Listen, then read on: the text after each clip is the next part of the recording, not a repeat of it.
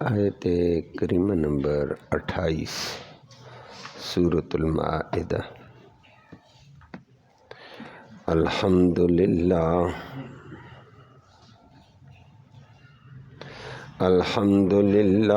عدد خلقہ ورضا نفسہ وزنۃ عرشہ ومداد کلماتہ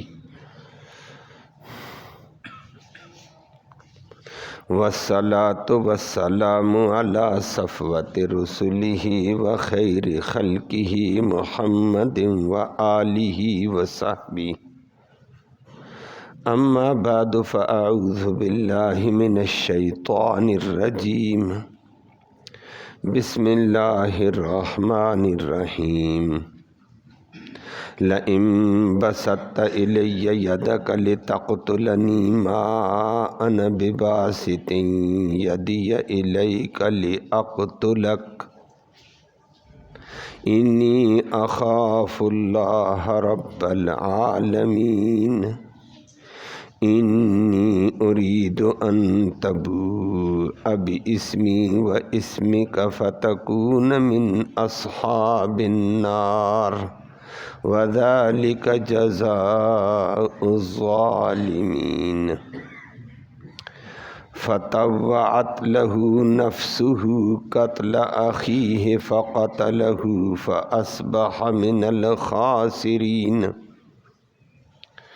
فبعث اللہ غرابا یبحث فی الارض لیریہ کیف یواری سوءۃ اخیہ قال یا ویلتی اعجزت ان اکون مثل ھذا الغراب فاواری سوءۃ اخی فاصبح من النادمین۔ صدق اللہ العلی العظیم وبلغنا رسولہ النبی الامی الکریم۔ قابل تکریم معزز سامعین کرام، نصیحت کے لیے، عبرت کے لیے اللہ رب العالمین نے آدم علیہ السلام کے 2 بچوں کا کل ذکر کیا تھا اور دنیا کو نصیحت بتائی کہ حسد نہ کرو۔ حسد انسان کو تباہی تک پہنچا دیتی ہے، اور اللہ کی شریعت کو مانو۔ اگر شریعت نہیں مانو گے، شیطان آگے کی گمراہی کے راستے کھول دے گا۔ اور وہ آپ نے کل کچھ بات سنی تھی، اللہ نے اس کے فیصلے کے لیے 2 بچوں کو قربانی کا حکم دے دیا۔ ایک نے اخلاص کے ساتھ قربانی کی، اللہ نے قبول کر لی۔ دوسرے کی قربانی قبول نہیں ہوئی ہے اور زیادہ حسد کے اندر آگے بڑھ گیا، کہنے لگا میں تو آپ کو قتل کروں گا۔ آج اس سے آگے کی بات ہے، اس نے کہا میرا قصور نہیں ہے، اللہ اخلاص والوں کے اعمال قبول نہیں کرتے ہیں۔ اگر آپ کی قربانی قبول نہیں ہوئی ہے تو کمزوری آپ میں تھی، اخلاص آپ میں نہیں تھا، اس میں میرا کیا قصور ہے؟ قرآن آگے کہتا ہے۔ آج اگلی بات، ایک چھوٹے بھائی نے کہا کہ کمزوری تیری تھی، اخلاص تیرے اندر نہیں تھا، میرا قصور نہیں ہے، مجھ سے نہ جل۔ دوسری بات کی ہے لئن بسطت، لفظی ترجمہ سمجھا، اگر تو بڑھائے گا الیہ میری طرف یدا کا اپنا ہاتھ، لتقتل کہ تم قتل کر دینی مجھے، تو مجھے قتل کرنے کے لیے ہاتھ بڑھائے گا، میری بات سن۔ ما انا میں نہیں ہوں بباسط بڑھانے والا یدیہ اپنے ہاتھ الیک تیری طرف، لاقتلک کہ میں تجھے قتل کروں، میں تیرے قتل کے لیے ہاتھ نہیں بڑھاتا ہوں۔ اچھا کیوں؟ انی اخاف اللہ، بے شک میں اللہ سے ڈرتا ہوں، رب العالمین جو تمام جہانوں کا پالنہار ہے۔ تجھے بھی وہ پالتا، مجھے بھی وہ پالتا ہے۔ اس کا خوف ہے نافرمانی نہ ہو جائے۔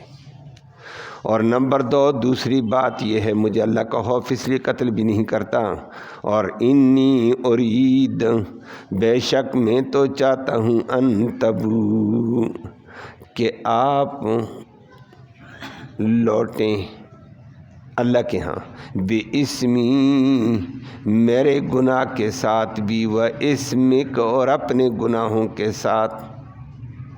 دنیا میں آیا واپس اللہ کے پاس جانا ہے لوٹنا ہے، تو گناہوں کا بوجھ لے کر جا، میں تو نہیں کہنا چاہتا ہوں۔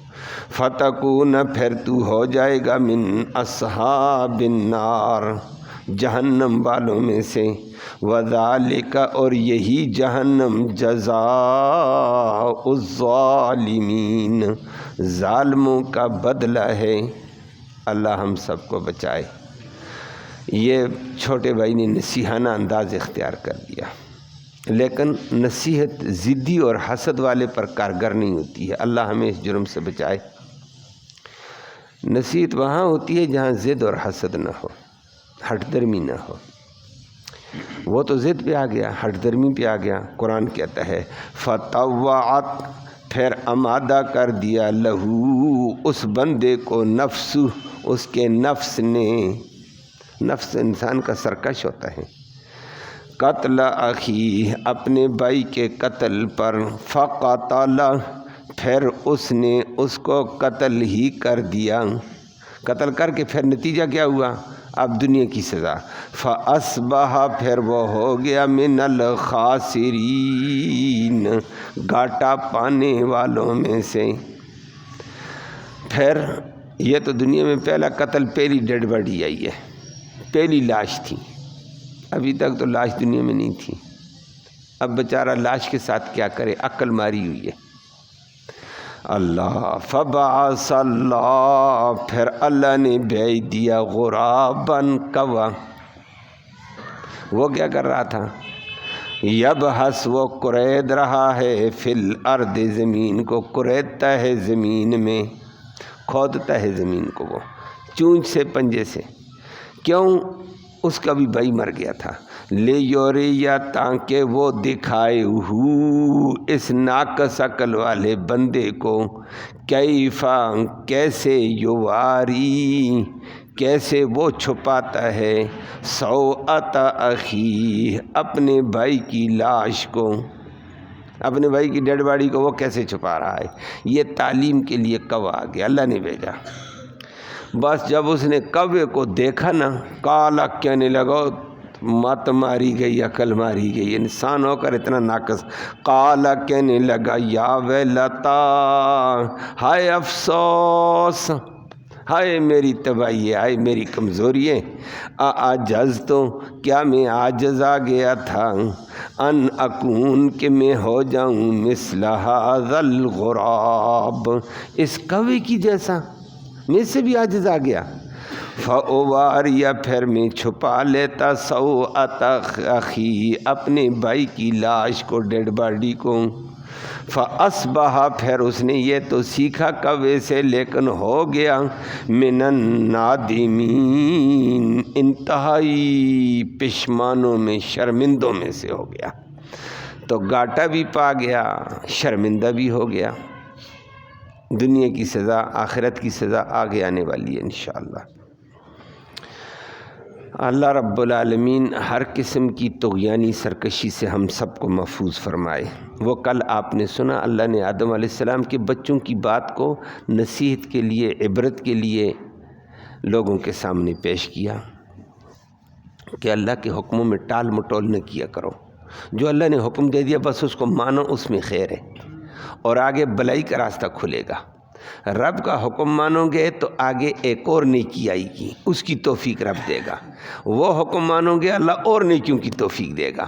وہ حدیث رسول صلی اللہ علیہ وسلم میں فرمایا ہے، جو بندہ نیکی کرتا ہے نیکی نیکی کو کھینچتی رہتی ہے، نیکی کے بعد ایک اور نیکی، نیکی نور پیدا کرتی دل میں، نور کے بعد ایک اور نور، اور نور، اور نور، نور بڑھتا رہتا ہے، اور گناہ کے بعد گناہ کی طرف آدمی کا کھینچاؤ آ جاتا ہے۔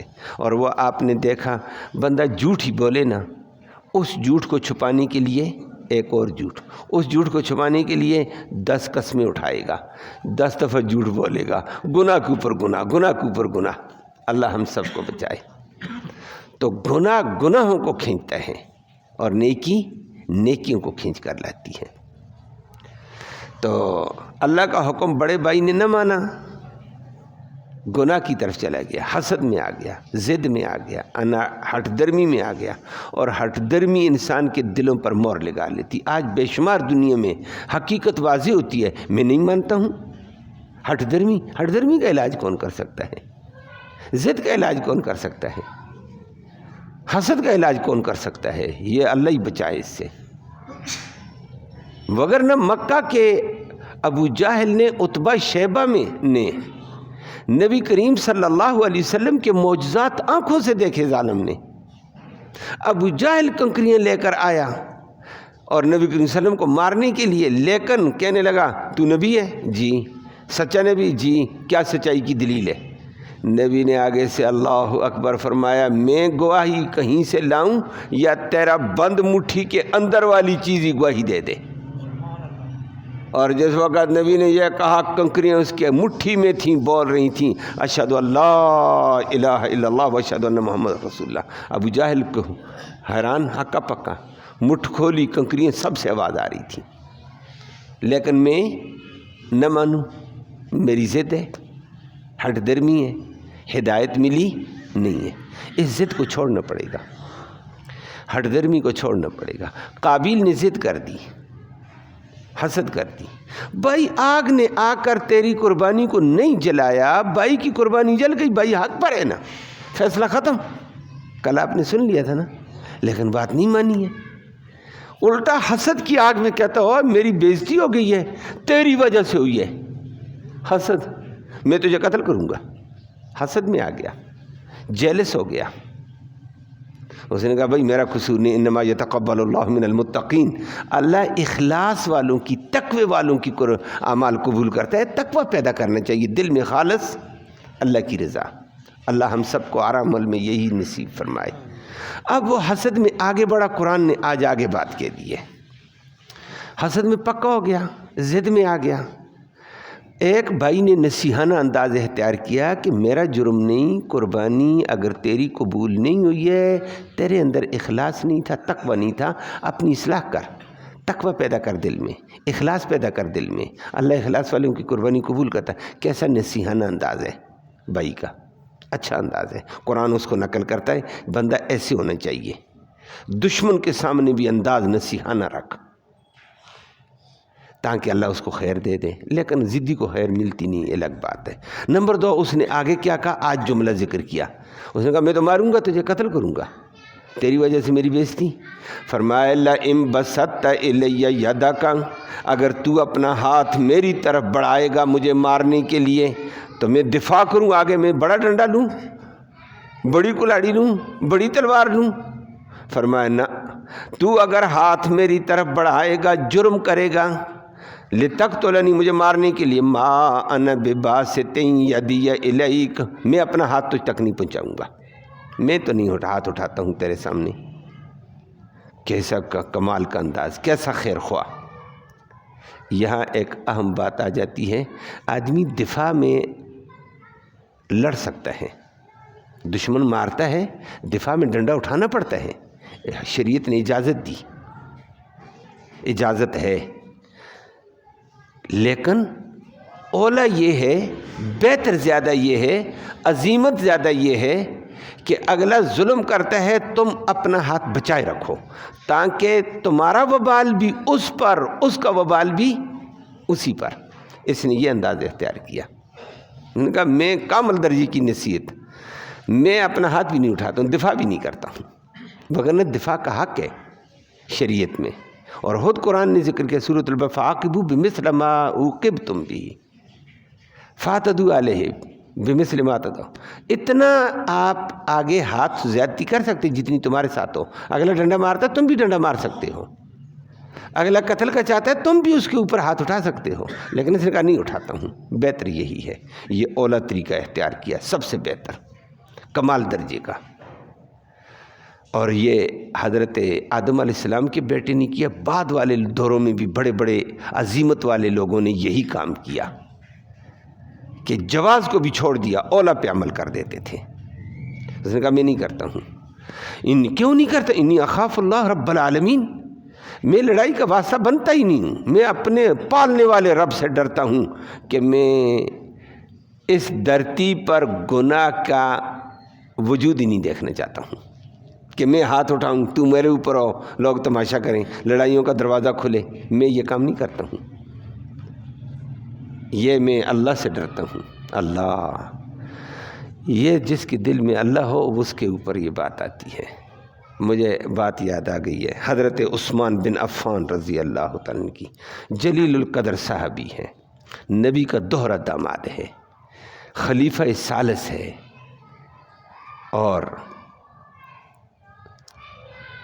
بڑی دنیا کا مالک ہے، 22 لاکھ مربع میل کا حاکم ہے، مجاہدین ہے، فوج ہے۔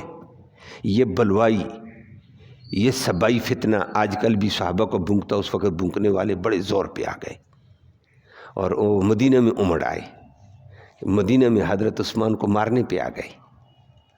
حضرت عثمان کو مسجد نبی میں جانا بند کر دیا، ممبر سے تھپڑ مار کر اتارا۔ وہ تھپڑ مارتے ہیں، یہ کچھ بھی نہیں کہتا ہے۔ دنیا نے کہا ہمیں اجازت تو دو نا، آپ امیر المومنین ہیں، صرف آپ کا اشارہ۔ کہتا نہیں اشارہ دوں گا، یہ مسجد نبوی ہے، میں مسجد نبوی کے تقدس کو خراب نہیں کرنا چاہتا، یہ ظالم کرتے کریں، میں اس کا ذریعہ نہیں بنوں گا۔ ممبر سے تھپڑ مار کر ارگن اتارا، پھر بھیج دیا مسجد، پھر دوبارہ کہا مسجد نبی میں آنا بھی نہیں، تیرے اوپر بند ہے، مار دیں گے۔ اللہ، عثمان عظیمت پہ عمل، کہتا ہے میں تمہارا مقابلے میں نہیں آتا ہوں۔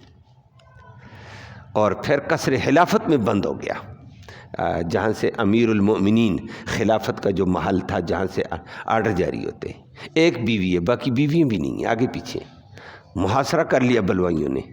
40 دن تک کھانا بند، اندر کوئی کھانا نہ لے کر جائے، پانی بند، اندر کوئی پانی نہ لے کر جائے۔ واہ، عثمان کمال کا آدمی تھا۔ دنیا کو کربلا کی باتیں یاد آئیں، وہ بھی ادھوری۔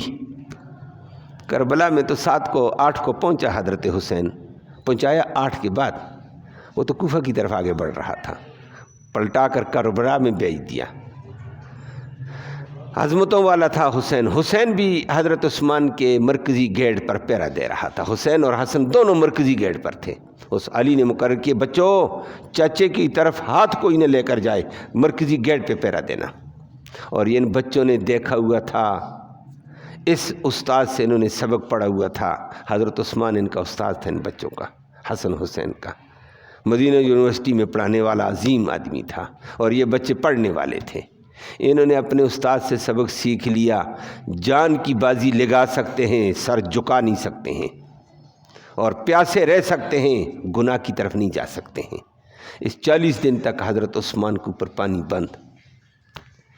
عثمان ایک اشارہ کرتا صحابہ کو، نہ آگے صحابہ جیسے مجاہد تھے۔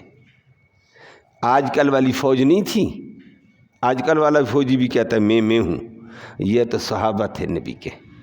لیکن عثمان نے کہا میں اپنے نبی کے شعر کو فساد میں نہیں دیکھنا چاہتا ہوں، میرے نبی کا شعر ہے، مدینہ حرمت والا ہے، میں مدینہ کی گلی کو رنگین نہیں ہونے دوں گا، میں مدینہ کی گلی کو لڑائی کی حالت میں نہیں دیکھنا چاہتا ہوں۔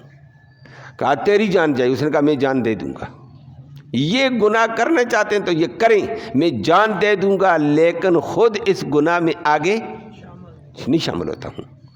عثمان آخر تک، حضرت علی بھی باہر سے مشکیزے میں حدیث میں آتا ہے، روایت میں آتا ہے، پانی لے کر آئے، بلوائیوں نے پانی حضرت علی کا مشکیزہ کھینچا، گرا دیا۔ کون پانی لے کر جا سکتا ہے؟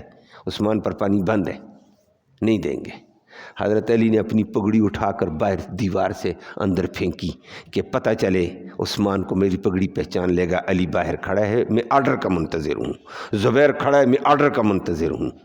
آرڈر دے دو، مجاہدین کو، صحابہ کو پلٹائیں گے، ان کے پڑھچے اڑا دیں گے بلوائیوں کے۔ لیکن علی کا عثمان کہتا نہیں، بالکل ہاتھ نہ اٹھانا، میں بھی نہیں اٹھاتا ہوں، تم نے بھی نہیں اٹھانا۔ واہ عجیب آدمی، طاقت ہے، مجاہدین ہیں، فوج ہے، حکومت ہے، لیکن نہ مسجد کا تقدس پامال ہونے دیا، نہ مدینہ کی حرمت پامال ہونے دی۔ بلاخر شہید ہو گیا، بلوائی دیوار پھلان کر اندر 40 دن کے بعد آئی، شہید کر دیا۔ کمال کا عظیم انسان تھا، عظیمت پہ عمل بھی کر گیا، مظلومانہ انداز میں شہید ہو گیا، قرآن پڑھتے ہوئے شہید ہو گیا، لیکن مسجد کی، مدینہ کی حرمت پامال نہیں ہونے دی اور گناہ میں شامل نہیں ہے، وگرنہ بلوائی تھے، فسادی تھے، ان کو مارنا تھا۔ اللہ، یہ حابیل نے بھی یہی کیا، اس نے کہا بھائی میں تو ہاتھ نہیں اٹھاتا ہوں، تو اگر مارے گا قتل کرنے کے لیے میں آگے نہیں آؤں گا۔ یہ کمال کا انداز ہے، اتنی دنیا کو درس کیا دیا۔ دو بھائی لڑ گئے، خدا کا بندہ دھیما ہو جا، حابیل بن، قابیل کیوں بنتا ہے؟ دو پڑوسی لڑ گئے، حابیل بنو، قابیل کیوں بنتے ہو؟ بات سمجھ آئیے؟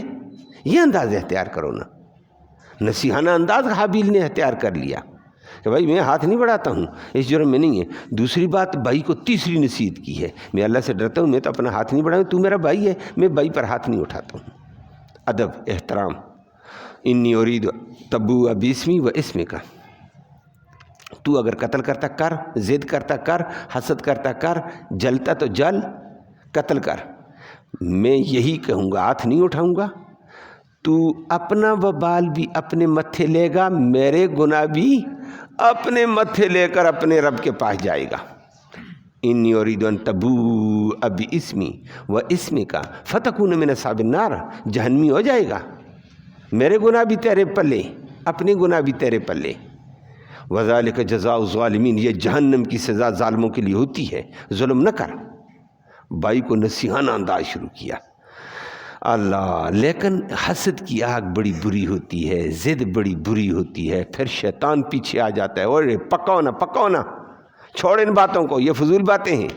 فطوعت لہ نفسہ قتل اخیہ، قرآن کہتا ہے اس کے نفس نے بھائی کے قتل پر اس کو آمادہ کر دیا، مارو چھوڑ۔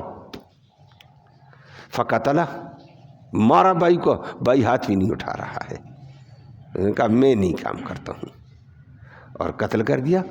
قتل کیا، بعد میں گھاٹا پا گیا، فاصبح من الخاسرین، بڑا نقصان۔ کیا نقصان ہو گیا؟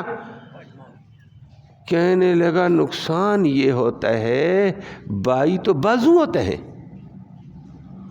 کام کاج میں بھائی کا تعاون، دشمن کے مقابلے کہیں جانے بھائی کا تعاون، کوئی بیماری آ جائے بھائی کا تعاون، وہ تو میرے سارے تعاون گئے، مجھے تو نقصان ہو گیا۔ بھائی بازو ہیں، دنیا ساری یہی کہتی ہے، بازو بھائی نہ ہو بندے کے بازو ہی نہیں ہوتے ہیں، بندہ کمزور ہوتا ہے۔ یہ گھاٹا تو نقصان ہو گیا، تعاون بھی ختم، نظام بھی ختم، کہتا خو، اور گناہ بھی اتنا بڑا آ گیا، جہنم کا وبال بڑا بڑا نقصان تو ہو گیا، حسد کی آگ میں آ کر اپنی آخرت برباد کر گیا، گھاٹا تو ہو گیا، دنیا کا بھی گھاٹا اور آخرت کا بھی گھاٹا۔ اب اگلا کام ہو گیا ہے، یہ دنیا میں پہلا قتل ہوا ہے، آج پہلی ڈیڈ باڈی آئی ہے، اب ڈیڈ باڈی کے ساتھ کیا کریں؟ بھائی نے بھائی کو مارا ہوا، ڈیڈ باڈی کے ساتھ کیا کریں؟ کہنے لگا قتل کر دیا، اس کو لے کر کدھر جاؤں؟ پریشان، بہت سرگردان، اس بھائی کو چھپاؤں کہاں، اس قتل کو چھپاؤں کہاں؟ سرگردان، کبھی اس کو اٹھاتا ہے، آگے چلتا ہے، پھر تھکتا ہے، پھر بیٹھ جاتا ہے، یہ دنیا کی سزا۔ پھر کہتا کروں کیا؟ اللہ کا نظام قدرت تھا، اللہ نے کہا اب تجھے عقل دیتے ہیں، انسان ہو کر تیری عقل آ گئی تھی ضد اور حسد اور شیطان کے تابع ہو گئی تھی، تجھے نہیں سمجھ آئیے، لیکن اب تجھے پڑھاتے ہیں۔ اللہ نے کوہ بھیج دیا، کوہ گیا، کوہ مر گیا۔ کوہ اپنے کوے کو چھپانے کے لیے اپنی چونچ اور پنجوں سے اس نے زمین کھودی ہے، کریدی ہے، گڑھا بنا دیا، گڑھا بنا کر اپنے کوے کو اٹھایا، اس میں ڈالا، اس کے اوپر لکڑیاں رکھیں، لکڑیاں رکھ کر تنکے رکھے، گھاس رکھا، اوپر پنجے کے ساتھ اور مٹی ڈال دی۔ یہ تماشا دیکھتے اس نے کہا خو، چھوٹے سے کوے کے برابر بھی نہیں ہے، اور روایت میں آتا ہے اور آپ نے بھی دیکھا، کوے کا کوہ کوئی مر جائے نا، وہاں کووں کا ہجوم ہوتا ہے اور شور ہوتی ہے، چیختے ہیں، روتے ہیں، اللہ ہمارا بھائی مر گیا ہے، بےتاب ہوتے ہیں، سارے جمع ہو جاتے ہیں، پھر اس کی لاش اور ڈیڈ باڈی کا انتظام کرتے ہیں۔ اب جب کوے کا کوہ مرا، اس نے قبر کھود رہا تھا، دیگر کوے بھی آئے، وہ بچارے لاش کے اوپر جمع ہوئے، پریشان ہوئے، اس کو اس وقت شرمندگی آئی، اور میں کووں سے بدتر تھا، وہ کوے تو کوے پر پریشان ہے، اور میں نے خود اپنے بھائی مار دیا، کووں کا تو بھائی مرا ہے، میں نے تو مارا ہے، کوے بھائی کے لیے پریشان ہے، میں کیا کر گیا ہوں، بڑا پریشان۔ اللہ اکبر، کووں کو دیکھ کر پھر شرمندگی ہوئی ہے، اور ساتھ ساتھ کہنے لگا میں تو کوے کی طرح بھی نہیں ہے۔ کوے اللہ نے بڑے عرصے سے ایک عجیب چیز پیدا کی ہوئی ہے، لمبی عمر بھی اس کی ہے، عجیب اللہ نے اس کو انداز بھی دیا ہے۔ اللہ نے کہا فبعث اللہ غرابا، اللہ نے کوہ بھیج دیا، یبحث فی الارض، وہ زمین کے اندر کریدنے لگا چونچ اور پنجے سے، لیریہ، تاکہ اس انسان کو دکھائے، کیف یواری سوءۃ اخی، کہ وہ اپنے بھائی کی ڈیڈ باڈی کو کیسے چھپا رہا ہے، لاش کو، سوءۃ۔ قال، اس وقت یہ دیکھ کر کہنے لگا یا ویلتا، ہائے میری تباہی، ہائے میری کمزوری، ہائے میری بیوقوفی، ہائے میری ہلاکت، اعجز تو میں عاجز آ گیا، ان اکون، کہ میں ہو جاؤں، مثل ھذا الغراب، اس کوے جیسا، فواری سوءۃ اخی، پھر میں چھپا لیتا اپنے بھائی کی لاش کو۔ بس اس وقت بڑا شرمندہ ہاتھ ملنے لگا، فاصبح من النادمین، کہ کوے اچھے ہیں، بھائی کے لیے پریشان ہے، میں نے بھائی کو خود مار دیا ہے، دنیا میں شرمندہ بھی اللہ نے کر دیا ہے، کووں کے ذریعے سے شرمندہ۔ تو یہ پہلا قتل ہوا، کل آگے اس کے اوپر بات آئے گی۔ آدم علیہ السلام کے بڑے بچے نے چھوٹے بھائی کو ظلماً قتل کر دیا، چھوٹے نے دنیا کو نصیحت دکھائی، گناہوں میں حد المقدور اپنا ہاتھ بڑھانے کی کوشش نہ کرنا، خیر خواہ بنو، اخلاص والے بنو، عاجزی والے بنو۔ اللہ ہم سب کو یہ عاجزی نصیب فرمائے، باقی آگے بات آئے گی۔ اللہم صلی وسلم دائما ابدا علی حبیبک خیر الخلق کلہم۔ یا اللہ تو رحمت کے فیصلے فرما، کوتاہیوں کو معاف فرما، صغیرہ کبیرہ گناہوں کو معاف فرما، دونوں جہانوں کی سرخروئی نصیب فرما۔ یا اللہ ہر قسم کے گناہ سے، فتنے سے، حسد سے، کینہ سے، عداوت سے، بغض سے ہم سب کو محفوظ فرما۔ آج امت کے اندر یہ بیماریاں بڑی پیدا ہو گئی ہیں، اللہ امت سے ان بیماریوں کو دور فرما، دین والی، محبت والی، ہمدردی والی کیفیات نصیب فرما، ایک دوسرے کا غم گسار بنا، ایک دوسرے کا ہمدرد بنا، ایک دوسرے کا خیر خواہ بنا دے۔ یا اللہ حابیل والا جذبہ، حابیل والی صفات نصیب فرما دے، ظلم سے، گناہوں سے محفوظ و سلامت فرما دے۔ یا اللہ حاضرین مجلس کی نیک مرادیں پوری فرما، نیک ارادوں میں کامیابی نصیب فرما، حلال کی روزی وسعت والی، برکت والی، رحمت والی آسانی سے نصیب فرما، حرام سے سب کو محفوظ فرما، بیماروں کو اپنے فضل سے شفا نصیب فرما، اسپتالوں میں بیمار، گھروں میں بیمار، یا اللہ تو اپنے فضل سے شفا نصیب فرما۔